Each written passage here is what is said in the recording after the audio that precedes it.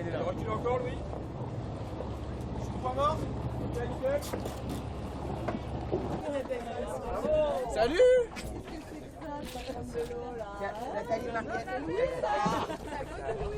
Ça va? Coucou.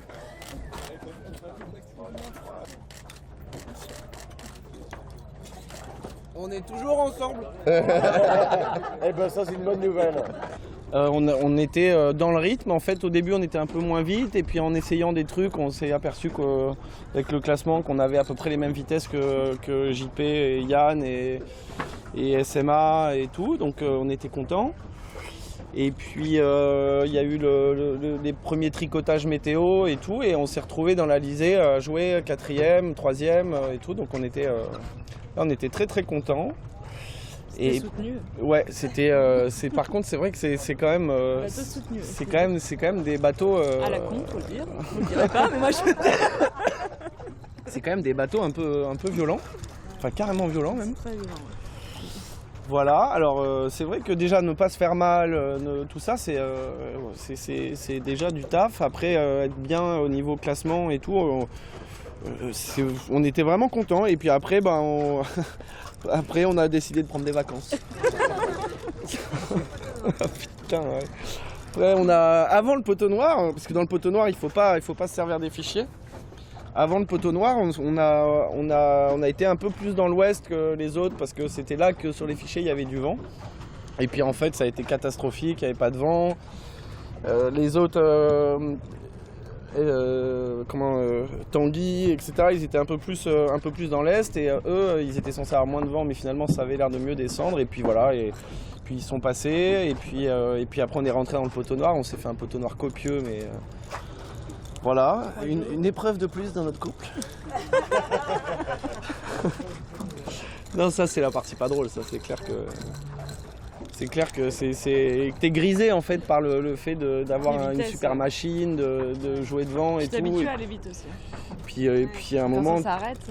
Ouais, tu sais que si ça repart pas vite, tu vas te faire doubler, que si, que ça. Et en fait, tu sais aussi que toute cette phase du poteau noir là, c'est le dernier gros passage à niveau potentiel jusqu'à Salvador.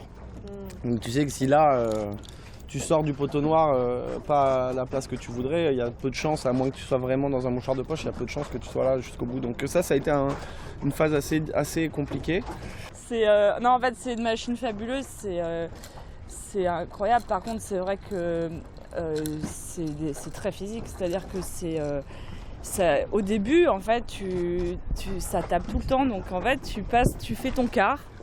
L'autre prend le quart et tu te parles juste pour dire alors telle route, tel réglage et puis vitesse et puis tu es à 25 nœuds et tu vois rien.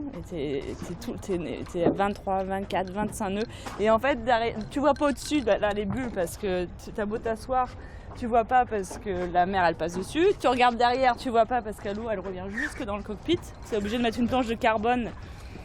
Et en fait, quand tu te couches, le bateau, tant qu'il vole, ça va avec le foil, mais quand il retombe, t'as l'impression que tu vas te casser en deux.